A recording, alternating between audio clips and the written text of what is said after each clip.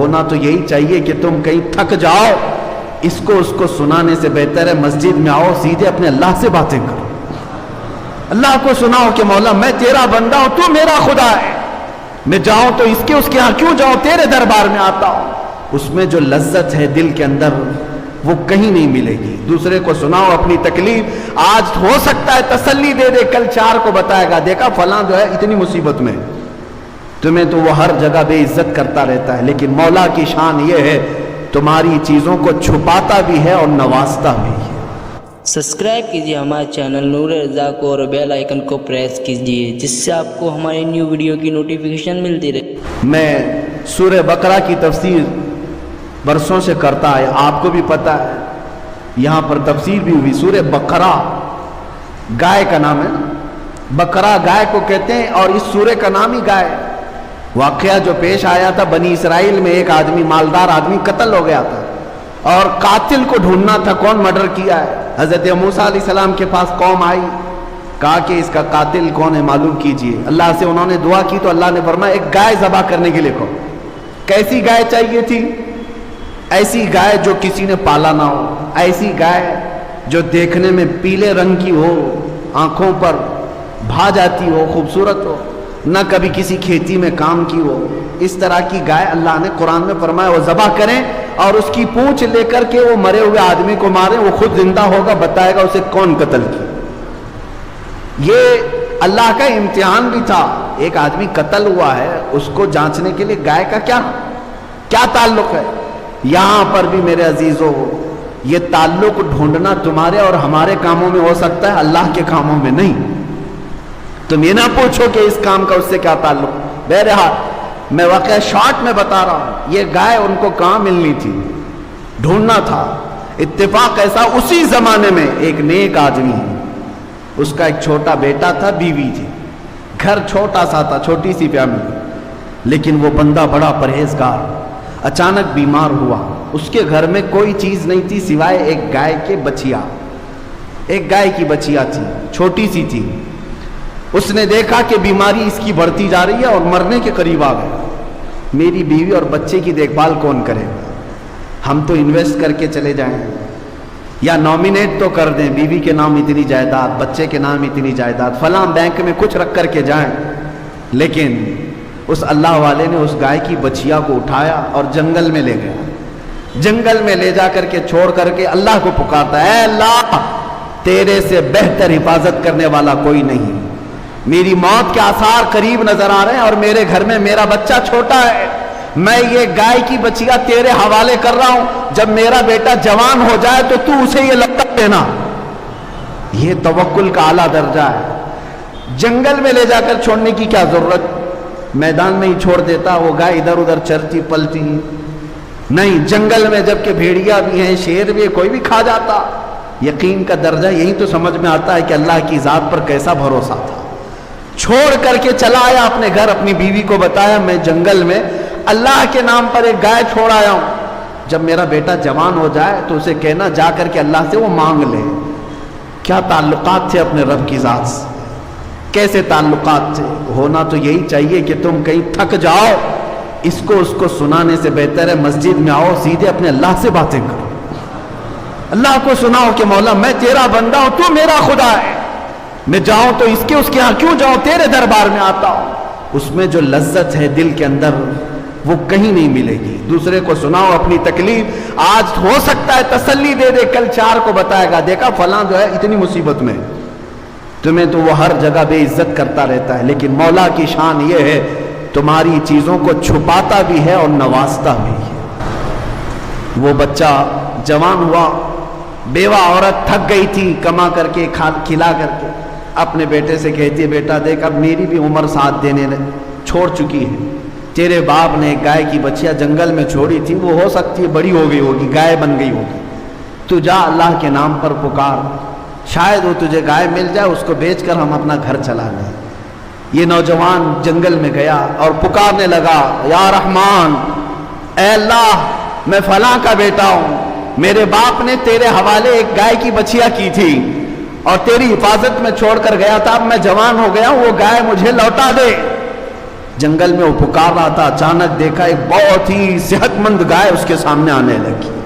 یہ وہی گائے تھی جو بالکل پیلے رنگ کی تھی، یہ وہی گائے تھی جو نہایت دیکھنے میں خوبصورت تھی، اور نہ کسی کی پالی ہوئی تھی نہ کسی کی کھیت میں جوتی ہوئی تھی۔ یہ اس نوجوان کے ہاتھ میں آئی، لے آیا، ماں سے کہا گائے مل گئی، اور ماں نے کہا ٹھیک ہے جاؤ بازار میں بیچ دو اس کو۔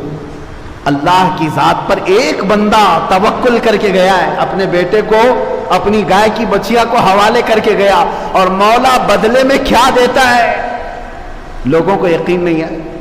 کیا رب تعالیٰ اس کو لوٹا کر دیتا ہے؟ خالی گائے لوٹا کر دے دیا حفاظت کے ساتھ؟ نہیں، گائے جب آئی تو ماں نے کہا بازار میں بیچ دینا۔ کتنی میں؟ ماں نے کہا 6 درہم میں بیچ دو، اتنے ہمیں ضرورت ہے، لیکن جتنے پر سودا طے ہو جائے پہلے مجھ سے بات کرنا۔ وہ بازار میں گیا، 2 لوگ آئے، پوچھا کتنی قیمت ہے؟ کہا 6 درہم۔ اس لڑکے نے 6 درہم قیمت بتائی، خریداروں نے کہا نہیں ہم 12 درہم میں خریدیں گے۔ یہ تو پہلی مارکیٹ ہے، ڈبل میں سامنے والا خرید رہا ہے، گھٹا کر کے لیا جاتا ہے۔ تو نوجوان لالچ میں بیچ تو سکتا، مگر وہ ایک صالح کا بیٹا تھا، کہا میں اپنی ماں سے پہلے بات کروں گا پھر بیچوں گا۔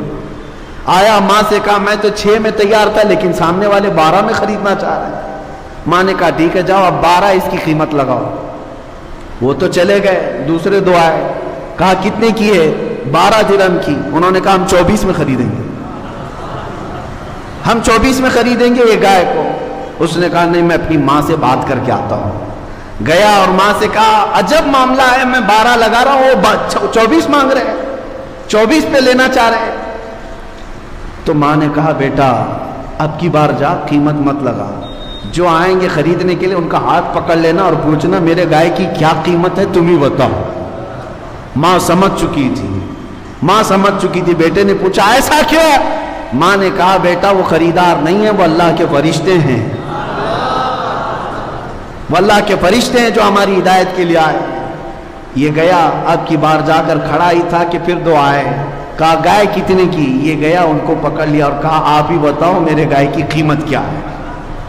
ان لوگوں نے کہا اے نوجوان تیری گائے 6 درہم 12 درہم کی نہیں ہے، انتظار کر، ایک جماعت ابھی یہ گائے ڈھونڈنے کے لیے آئے گی، اسے ضرورت ہے اس گائے کی، اور قیمت کیا؟